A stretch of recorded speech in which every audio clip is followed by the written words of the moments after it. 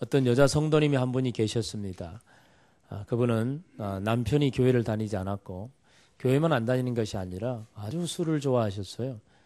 그래서 남편이 거의 매일 술이 취해가지고 이렇게 집에 오곤 했습니다. 어쩔 때는 또 술을 너무 많이 마시고 고주망태가 되어서 돌아오는 날에는 집안에 제대로 남은 것이 없도록 싹 던지고 어쩌고 뭐 깨부수고 난립니다. 이 여성들은 너무너무 괴로웠어요.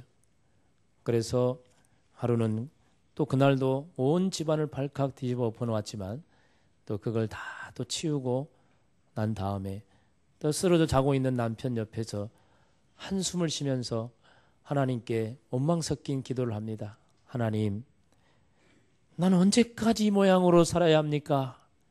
언제까지 이렇게 이 모양으로 살아야 합니까? 그러면서 아주 정말 원망 섞인 하소연을 하나님께 하는데 갑자기 성령께서 그 마음에 감동을 주셨어요. 그래서 얼마 전에 들은 목사님의 설교가 딱 생각이 난 거예요. 그래, 그때 목사님께서 설교하실 때 모든 것을 감사하면서 기도해라. 그러면 하나님께서 그 기도를 들어주신다고 말씀하셨지. 감사의 마음으로 기도하면 하나님이 들어주신다고 하셨지. 라고 이게 생각이 부쩍 나는 거예요. 그래서 그래, 한번 감사를 해보자. 근데 아무리 감사할 걸 생각해봐도 생각이 안 나는 거예요. 너무너무 속상했어요. 그래도 할 수 없어요. 감사해야 되잖아. 그래서 하나님, 감사할 일을 아무리 생각해도 생각이 안 나지만 좌우지간 감사합니다. 이렇게 기도를 좌우지간 감사합니다. 좌우지간 감사합니다. 한번 따라해 봅시다. 좌우지간 감사합니다. 그러니까 뭐 감사할 게 하나도 생각 안 나요. 그래도 어쨌든 감사라고 했으니까 좌우지간 감사합니다.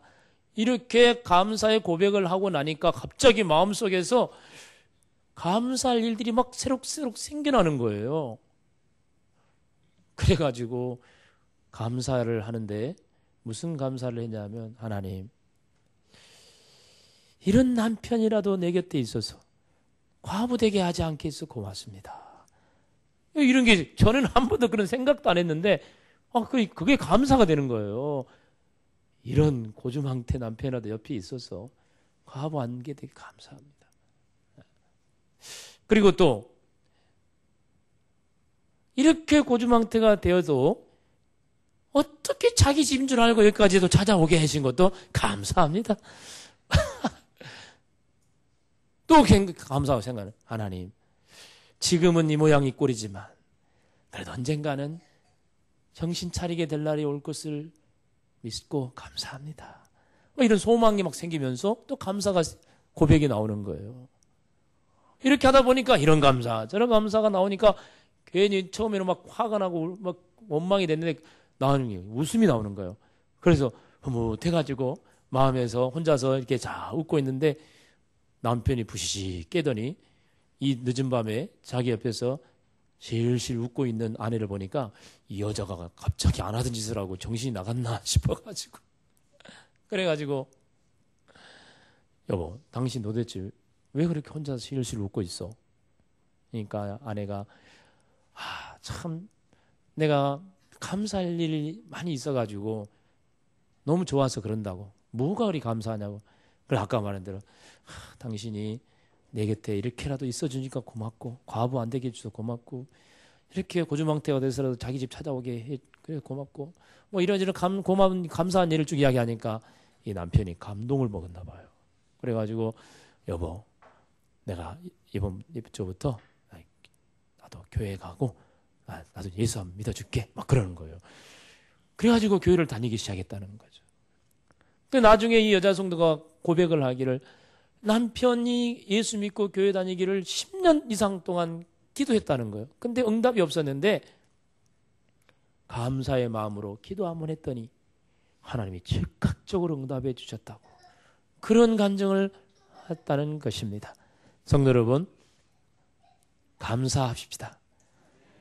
감사의 마음으로 기도하십시다. 빌립보 4장 6절에 보면 아무것도 염려하지 말고 오직 모든 일에 기도와 간구로 너희 구할 것을 감사함으로 하나님께 아뢰라. 감사함으로 하나님께 아뢰라. 그러면 평강이 하나님께서 너희가 원하는 모든 것을 너희의 마음에 원하는 소원을 다 들어주시겠다고 약속하셨어요. 감사함으로 기도하는 자에게 하나님께서 평강으로 응답해 주실 줄 믿습니다. 우리가 감사할 이유가 뭐가 있을까요? 돈 많이 벌면 감사하겠습니까? 건강하게 살면 감사하겠습니까? 자식이 성공하면 감사하겠습니까? 물론 얼마나 감사할 일입니까? 그러나 정말 우리는 진짜 감사해야 될 것들을 감사하지 못하고 살 때가 많아요. 사실은 돈은요, 좀 없어도 살만하지 않습니까? 자식이 조금 성공 못해도 그렇다고 사람이 죽습니까? 몸이 좀 아파도 힘들지만 그래도 살아갈 수 있지 않습니까? 그런데 없어서는 안 될 것들이 우리에게 얼마나 많은지 몰라요. 하나님께서는 온 우주와 만물을 창조하셨어요. 창조하셨을 뿐만 아니라 지금도 그것을 다스리고 계시고 그것을 섭리하고 계세요. 저는 우주학에 잘 모르지만 어쨌든 일반적으로 상식적으로 볼 때도 여러분 이 지구는 태양의 주위를 돕니다. 태양의 주위를 빙빙 도는데 한 바퀴 도는데 얼마나 걸린지 아세요? 1년 365일이 걸려요. 얼마나 빨리 돌면은 한 바퀴를 1년에 돌 수 있을까? 그 속도가 자그마한지 약 10만 5천 킬로, 시속 10만 5천 킬로를 달린대요. 이거 우리 자동차를 100km만 달려도 엄청나게 빠른 건데 이렇게 빨리 돈대요. 근데 여러분 지금 우리 느끼고 있으면 지금도 그렇게 돌고 있는데 이렇게 빨리 돌고 있는데 조금 더 어지럽지 않습니다. 그리고 그렇게 돌 뿐만 아니라 앞으로 돌 뿐만 아니라 또 지구는 자기 스스로 또 막 도는 거예요. 빙빙 돌아요. 그걸 자전이라 그러죠. 스스로 도는 거. 지구가 스스로 한 바퀴 도는데 얼마나 걸릴까요? 30일.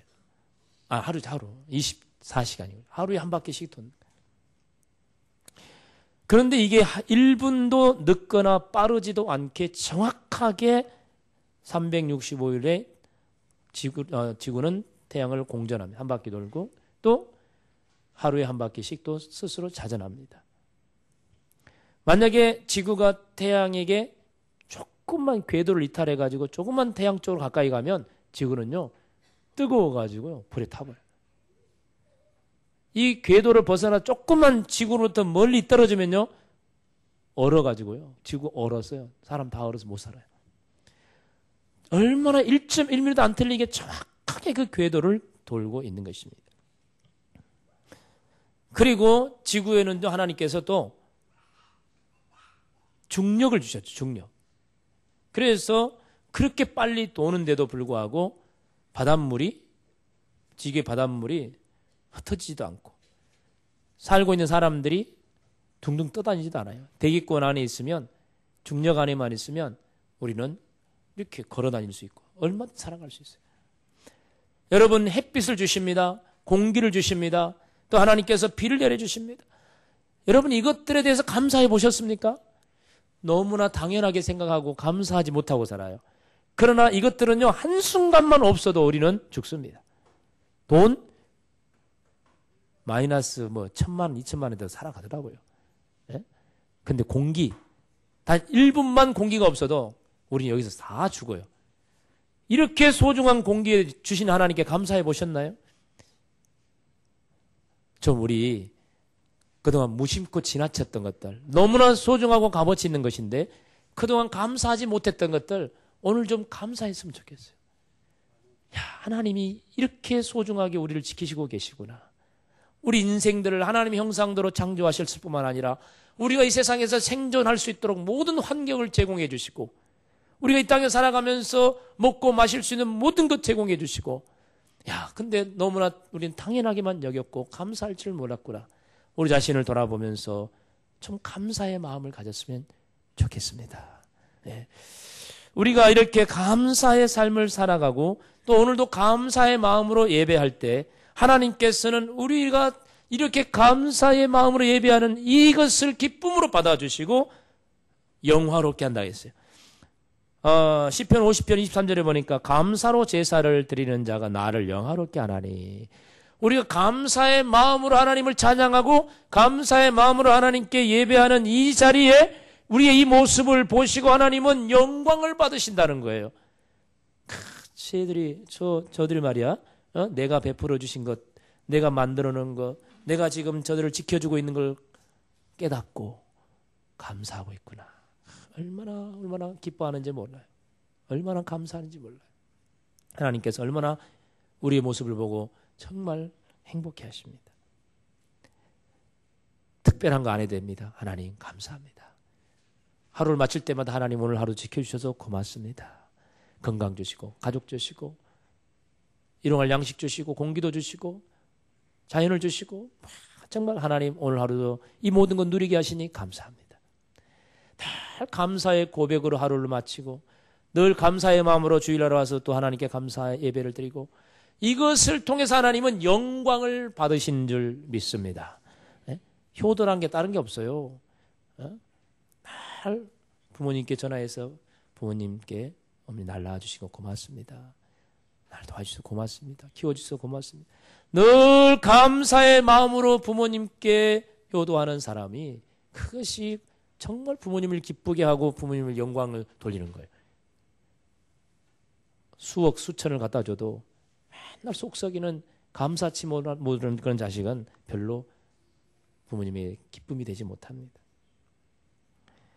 우리 하나님께 늘 감사의 마음을 가집시다. 그런 우리의 모습을 보시고 하나님은 영광을 받으십니다. 오늘 우리가 이 자리에 와 있는 거 우연이 아닙니다. 하나님이 나를 부르신 은혜인 줄 믿습니다. 그래서 이것도 감사해요. 하나님, 내가 예수를 믿게 하시고 또 여기에 불러주신 거 감사합니다. 다 감사의 삶을 사십시오. 우리가 어떻게 하면 하나님께 영광을 돌리고 나를 통해 영광을 받으실 것인가?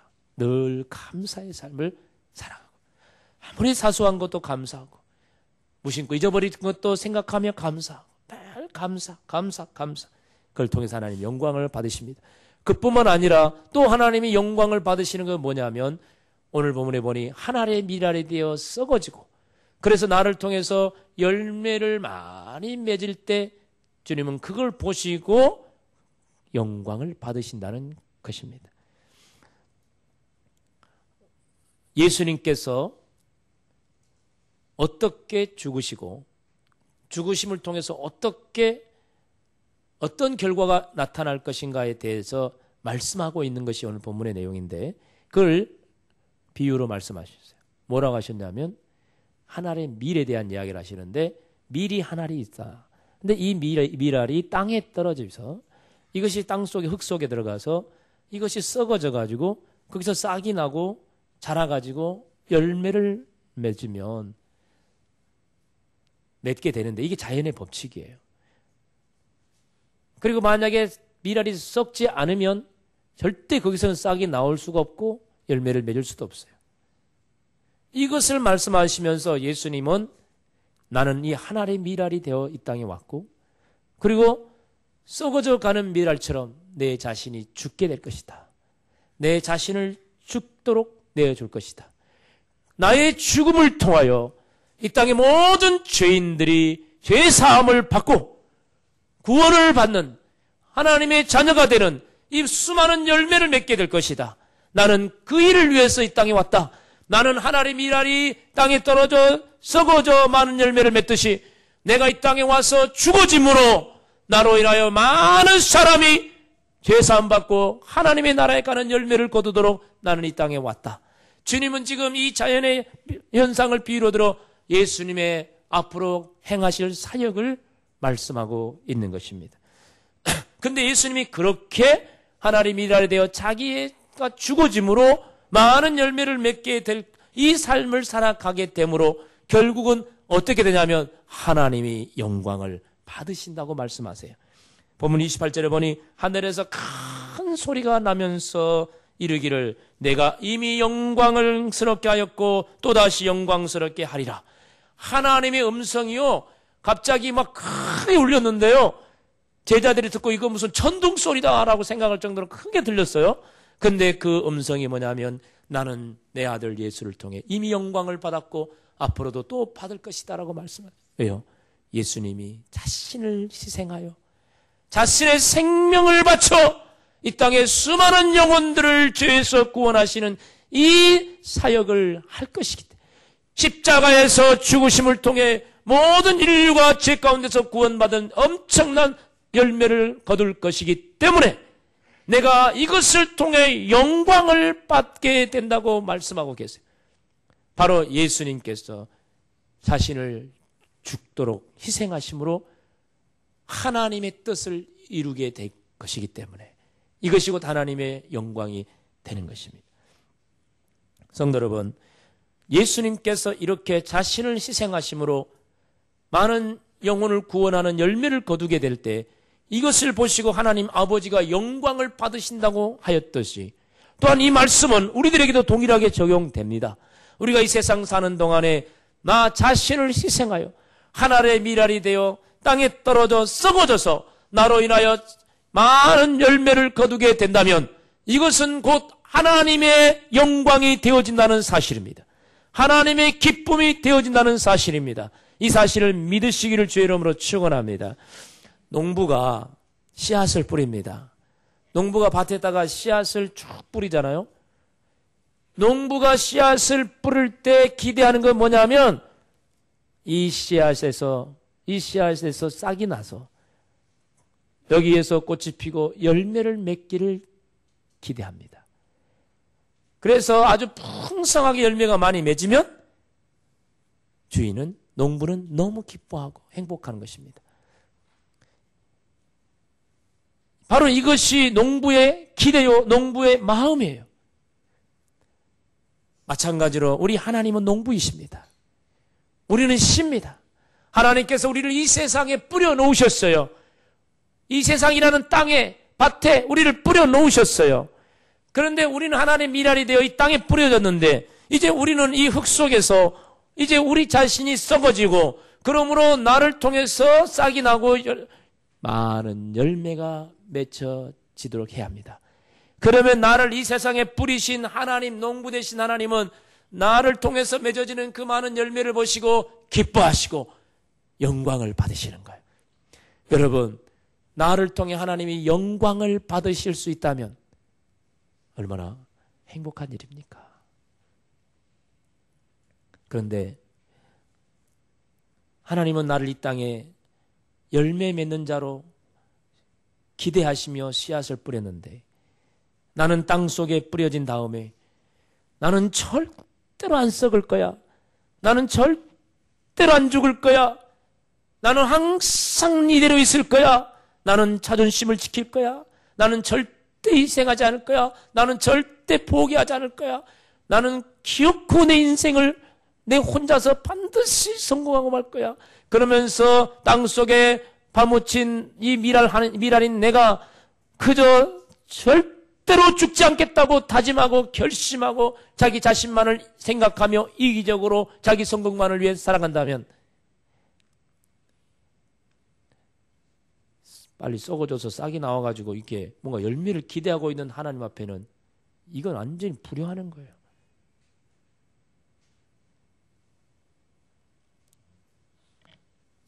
씨앗을 뿌렸는데 싹이 안 나면 우리가 만약에 씨앗을 뿌렸다고 생각할 때 어떻게 하겠어요? 아무리 때가 되어도 안 나면 어떻게 되겠어요? 땅을 한번 파볼 거예요. 도대체 이 씨가 어떻게 돼서 이렇게 싹이 안 나나 파가지고 이 씨앗이 보니까 아주 땡글땡글 해가지고 도저히 썩어질 기미가 안 보인다면 파가지고 버릴 거예요. 그리고 다른 씨를 뿌릴 거예요. 왜? 이게 빨리 썩어가지고 여기서 빨리 싹이 나가지고 열매가 맺어야 되는데 아무리 봐도 이게 땡글땡글 해가지고 도저히 썩을 기미가 안 보이거든. 그럼 파가지고 어떻게 한다고? 버려야지. 농부가 기대하는 것은 이 땅 속에 있는 한 알이 아니거든요. 여기에서 많은 열매가 맺히는 것이 농부가 기대하는 거예요. 여러분, 제발 땡글땡글 살지 마세요. 예? 자기 잘난 맛에 살지 마세요. 자존심 센 사람, 땡글땡글한 사람이에요. 절대 자기를 포기하지 않아요. 절대 자기를 낮추지 않아요. 절대 자기 자존심 구기지 않아요. 자기 중심적이고 이기적이고 자기 성공을 위해서 사는 사람. 절대 자기 희생하지 않습니다. 자기 내려놓지 않습니다. 포기하지 않습니다. 내 인생 내가 알아서 할 거야. 내 인생 내가 반드시 성공하고 말 거야. 자기만 생각하고 자기만 바라보고 자기만 설계하고 자기 인생만 꿈꾸는 사람. 남은 돌아보지도 않습니다. 오히려 남을 짓밟고 살아갑니다. 너무나 땡글땡글해요. 빨리 썩어져야 되는데 도저히 썩을 기미가 안 보이는 인생. 하나님이 파가지고 버리세요. 너 필요 없다 이놈아. 나는 너에게 그걸 기대하는 게 아니야. 네가 빨리 썩길 기대하고 있어. 네가 썩어야 열매가 많이 맺을 거 아니야. 우리 하나님이 우리에게 기대하는 것은 빨리 썩는 거예요. 그래서 싹이 나서 네 한 알보다도 더 몇백 배 많은 100개, 200개, 300개 열매가 맺히기를 기대하십니다. 하나님이 우리에게 기대하는 거예요. 제발 썩어지십시오. 제발 썩어지세요.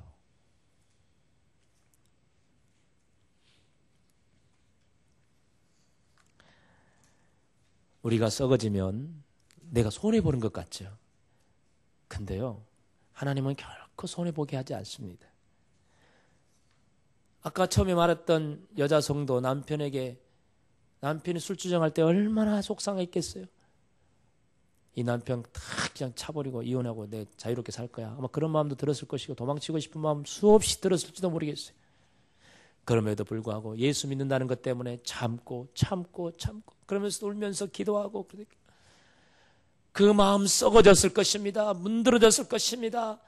그 여자 성도 정말 인생은 정말 불행한 인생이라고 생각했을 거예요. 너무 비참한 인생이라고 생각될 정도로 너무나 그 인생 너무나 정말 죽음과 같은 인생이었을 거예요. 그러나 끝까지 포기하지 않고 계속 낮아지고 겸손하게 섬기며 나아갔을 때 하나님께서는 그 한 여인의 썩어짐을 통해서 남편 살리고 그 가정 살리고 결국은 그 여인의 삶도 살아났던 것을 믿습니다. 자기 혼자 살겠다고 남편 팽개치고 자식 팽개치고 떠나버렸다면 자기 인생은 살아갈 수 있을지 모르죠. 그러나 그게 결국 행복한 인생은 되지 못하는 것입니다. 스데반 집사님이 계십니다. 한번 복음을 얼마나 열정적으로 전했는지 몰라요. 사도행전을 보면 스데반의 설교 아주 멋진 설교가 아주 길게 기록되어 있습니다. 그런데 그 설교를 마치고 난 다음에 종교 지도자들이 돌을 던져서 스데반을 죽이고 말았어요. 한 번 설교하고 순교당하고 말았어요. 너무 허무하게 끝나버린 것 같아요. 스데반이라는 한 이 젊은 사역자가 너무 그냥 별로 한 것도 없이 한순간에 죽고 말았어요. 그런데 이 스데반 집사님이 단 한 번 설교하고 순교하고 말았지만 아무것도 남겨놓은 것도 없이 아무 열매도 없이 그렇게 끝나버린 것 같았는데 놀랍게도 스데반이 죽는 그 자리에 돌에 맞아 죽는 그 자리에 돌을 던지고 자기를 죽이는 그 무리들 속에 사울이라고 한 청년이 있었어요. 돌을 던진 사람들이 옷을 그에게 맡겨놨어요. 그런 모든 상황을 목격하고 있습니다. 그런데 가만히 보니까 스데반 집사가 돌에 맞아 죽어가면서도 자기를 돌로 치는 자들을 용서하면서 하나님 저들을 용서해 주세요. 저들이 아무것도 모르고 저렇게 합니다. 용서해달라고 기도하고 있고 그 얼굴이 천사의 얼굴이 되어서 환하게 그렇게 죽어가는 모습을 보면서 감동을 받은 마음.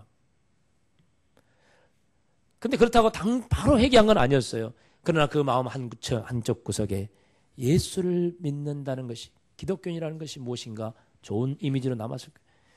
나중에 그가 예수님을 영접하게 되고 인생이 변화되고 난 다음에 그는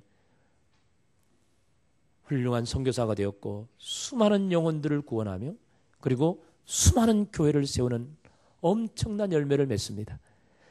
스데반 집사 한 사람이 아무 의미 없이 설교 한번 하고 죽어버렸지만, 그러나 그가 죽음으로 말미암아 그를 통해서 바울이라는 위대한 사도가 열매를 맺고, 그리고 그를 통해서 수많은 교회들이 세워지고 수많은 영혼이 주께 돌아오게 되는 열매를 거두게 된 줄 믿습니다. 한 사람이 희생할 때 헛된 희생은 결코 없는 것입니다. 우리나라의 첫 순교자였던 선교사님이 있는데 바로 토마스 선교사님입니다. 1866년 8월에 제너럴 셔먼호를 타고 대동강에 도착했는데, 그러나 당시 세국전쟁을 쓰고 있던 조선은 외국과의 교류를 거부했고, 그래서 셔먼호를 침몰시키고 말았어요. 그리고 그 모든 사람들 다 죽였습니다. 그때 그곳에 토마스 선교사도 있었습니다. 토마스 선교사는 거기서 27살 나이에, 꽃다운 나이에 순교를 당합니다. 그런 죽으면서 그 가슴 속에 담아놨던 성경 한 권을, 피 묻은 성경 한 곳을 꺼내서 자기를 죽이는 병사 박춘곤이라는 사람에게 성경을 건네줍니다. 그걸로 그는 끝이었습니다. 조선 땅에 문턱 넘지도 못한 채 대동강변에서 그렇게 비참하게 죽어갔습니다. 젊은 한 선교사가 아무런 꽃도 피워보지 못한 채 그렇게 죽어갔어요. 그걸로 끝나버린 것 같아요. 그러나 결코 그걸로 끝나지 않았습니다. 그 성경을 받아들였던 박춘권이라는 사람은 훗날에 예수님을 믿고 평양교회의 장로가 되었습니다. 그리고 그 이후에 조선 땅에 엄청난 복음의 물결이 들어오게 되었고, 그리고 지금 우리 같은 수많은 그리스도인들이 예수 그리스도를 믿고 구원받고, 정말 한국의 우리나라의 이 교회들이 세계에서 가장 으뜸가는 교회들로 건강하게 세워져 가고 있습니다. 이 모든 열매들은 바로 토마스 선교사 한 사람이 하나님의 미랄이 되어 죽어감으로 맺어진 열매인 줄 믿습니다. 전라남도 신안이라는 곳에 가면 여러 섬들이 있습니다. 그곳에 고향을 두고 있는 문중경이라는 전사님이 계시는데, 이분도 여자 순교자입니다.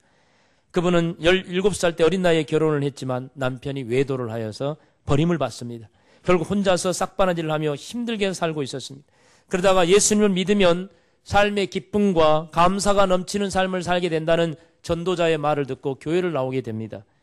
정말 그가 교회에 나와서 예수를 믿게 되자 너무나 기쁘고 즐거웠습니다. 행복했습니다. 그래서 다른 사람에게 이제 이 행복을 나누고 싶어서 전도를 하기 시작합니다. 아주 열정적으로 전도합니다. 그리고 나중에는 신학을 공부하게 되고 이제 전사님이 되어서 다시 고향에 돌아갑니다. 신안이라는 곳에 돌아가서 그곳에 여러 섬들을 다니면서 복음을 전하기 시작합니다. 그녀가 세운 교회들이 그곳에 10개의 교회가 세워지게 되는데, 중동교회, 진리교회, 대초리교회 등 많은 교회들이 세워졌다고 합니다. 그리고 그 교회에서, 그 섬에서 그 교회를 다니면서 복음의 꿈을 가졌던 사람들이 한국교회의 위대한 지도자로 세워졌습니다. CCC, 대학생 선교회를 세웠고, 또 수많은 대학생들을 주께 돌아오게 했던 김중건 목사님, 그분도 그곳 출신이에요. 그리고 우리나라 성결교회 대부라고 할 수 있는 이만신 목사님, 그분도 그곳 출신이에요. 그리고 크리스찬 상담학교를 운영하면서 한국교회 교회를 회복하고 성도를 회복하는 삶을 살아가는 성부자 삶을 살고 있는 정태기 목사님, 아주 훌륭하신 분들이, 이름만 대도 다 할 수 있는 한국교회의 지도자들입니다. 이런 분들이 다 그 신안 섬에서 태어났고, 그곳에서 문중경 선교사님이 세운 그러한 교회들에서 신앙생활하면서 열매를 맺게 되었습니다. 1950년 10월 4일에 공산당원들에 의해 순교를 당하였지만 59세 나이로 모든 인생을 마쳤지만, 그러나 그분 이후로 이렇게 엄청난 열매들이 맺어지게 되었다는 걸 알게 됩니다. 성도 여러분, 우리가 비록 하나님의 미랄에 되어 썩어져 가면 나에게 엄청난 손해이고 끝나버린 것 같지만, 그러나 하나님은 여러분의 그 희생을 헛되지 않게 하시고, 여러분의 그 썩어짐, 여러분의 그 희생 위에 많은 열매를 거두게 하실 줄 믿습니다. 하나님의 미랄이 되어 자신을 죽이는 삶을 살아가는 건 정말 쉬운 일이 아닙니다. 그렇게 하고 싶어도 참 그렇게 한다는 게 너무 어렵습니다. 그래서 예수님께서도 지금 하나님의 미랄이 되어 죽어가야 할 것이 자신의 가야 할 길인 줄 알고 그렇게 말씀하고 있지만, 이어서 나오는 말에 보면 27절에 보면 예수님 이렇게 말합니다. 지금 내 마음이 괴로우니 무슨 말을 하리요? 아버지여, 나를 구원하여 이 때를 면하게 하여 주옵소서. 예수님의 기도입니다. 가야 할 길을 알면서도 자기를 희생하여 죽는다는 것이 쉬운 일이 아니에요. 예수님도 인간이시기 때문에 어찌 죽는 것을 좋아할 수 있겠습니까? 그래서 지금 너무 내 마음이 괴롭다 말하고 있습니다. 너무 괴롭다. 아버지여, 할 수만 있다면 이 때를 좀 벗어나게 해주십시오라고 기도하고 있어요. 그렇지만은 그런 고통의 기도를 하고 있지만은 결론은 뭡니까? 내가 이를 위하여 이때에 왔나이다. 주님, 너무 괴롭지만 힘든 길이지만 그래도 내가 이 일을 위하여 지금 왔으니 내가 이 길을 가겠습니다라고 결론을 내리고 있습니다. 결론을 내리지만 또 주님의 마음은 갈등이 됐던 것 같아요. 이 일 이후에 며칠 후에 이제 진짜 내일이면 죽을 때가 됐어요.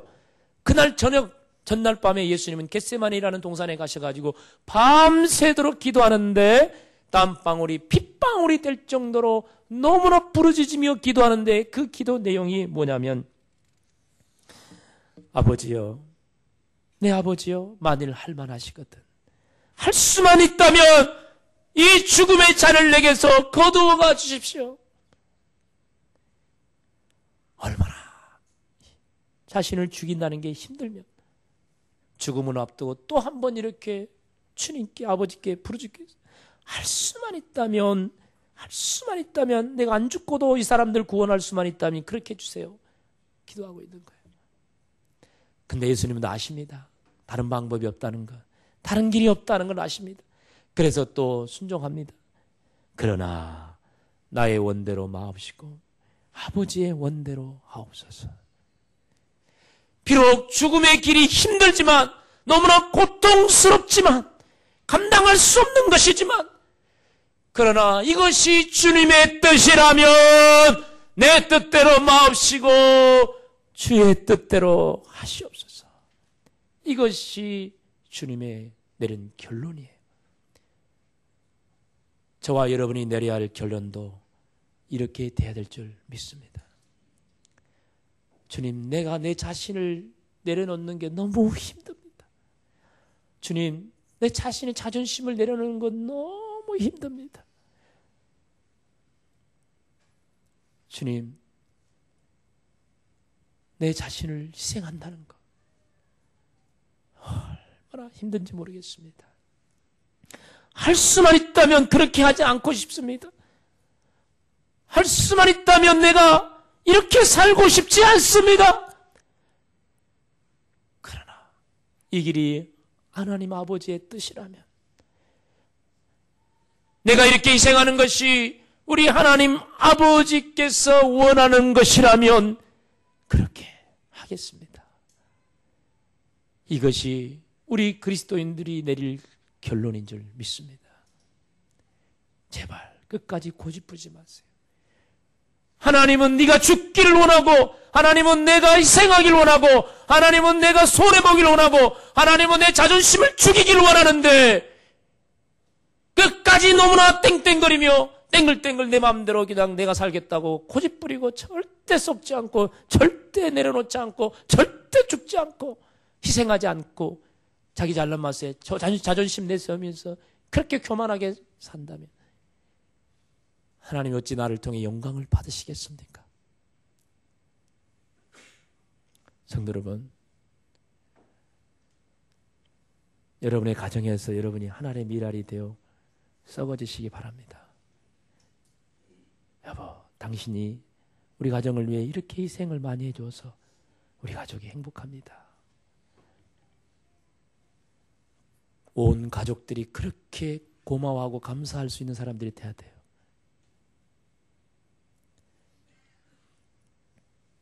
자기 자신만을 아는 인생 살지 마시기 바라요.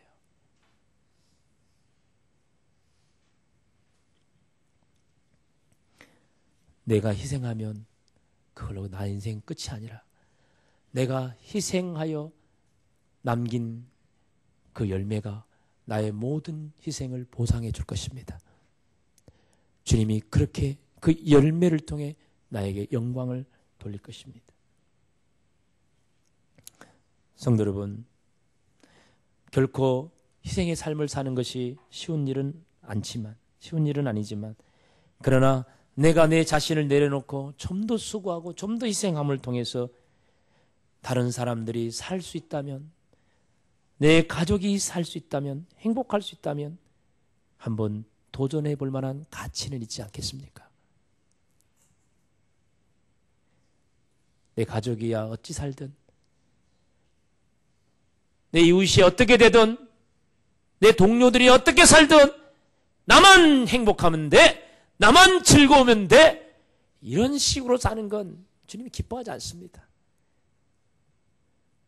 내 가족은 지금 생활비가 없어가서 그냥 막 쩔쩔매고 있는데 남편은 막 자기가 돈 벌었다고 막 팍팍 쓰고 다니고 뭐 폼 잡고 다니고 자기 인생 멋지게 살아요.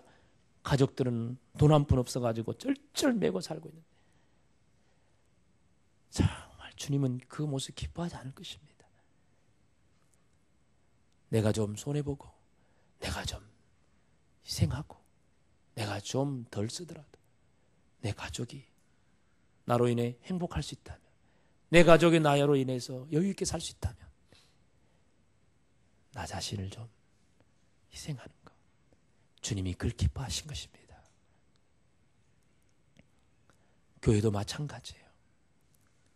지난 1년 동안 많은 희생하신 분들을 통해서 우리 교회는 세워져 왔습니다. 교사들, 성가대원, 주방, 차량봉사, 정말 말로 표현할 수 없는, 일일이 다 좀 거론할 수 없지만 자신을, 시간을 희생하고 몸을 희생하고 물질을 희생하고 마음을 쏟고 그런 분들을 통해서 교회가 세워져 왔습니다. 하나님은 그런 여러분들을 통해 영광을 받으신 줄 믿습니다. 내년에도 하나님의 일할이 되어 땅에 떨어져 썩어져가는 여러분 되시기 바랍니다. 여러분들이 썩어져가 여러분들을 통해서 교회에 맺어지는 열매들 하나, 둘, 셋, 넷 많아지는 그 열매들을 통해 우리 교회는 더욱 든든히 서가게 될 것이고 그런 모습을 통해서 우리 주님이 기뻐하실 줄 믿습니다. 여러분, 내년에 내가 교회 봉사하면서 뭐 하면 재미있을까? 재미있는 거 찾지 마십시오. 내놓기 쉬운 것 내놓는 건 희생이 아닙니다. 하기 쉬운 것 하는 것도 희생이 아닙니다. 내가 하고 싶은 것, 재미있는 것 하는 것은 희생이 아닙니다.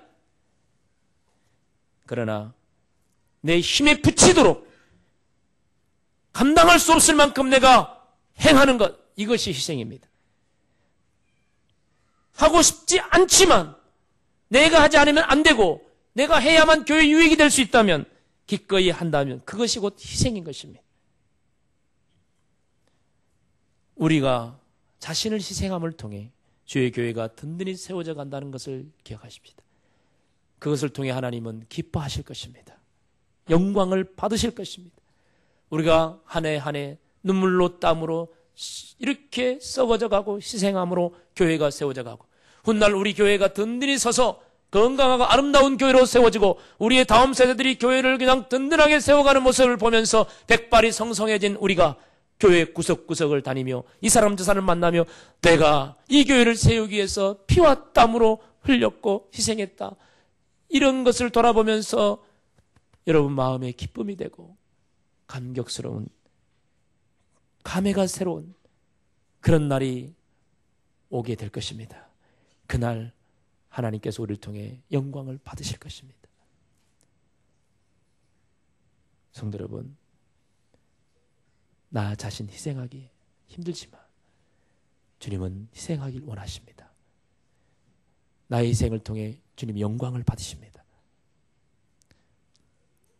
주님은 우리가 감사의 제사를 드릴 때 또 영광을 받으십니다. 늘 하나님께 영광을 돌리는 우리 성도들 되시기를 주의 이름으로 축원합니다.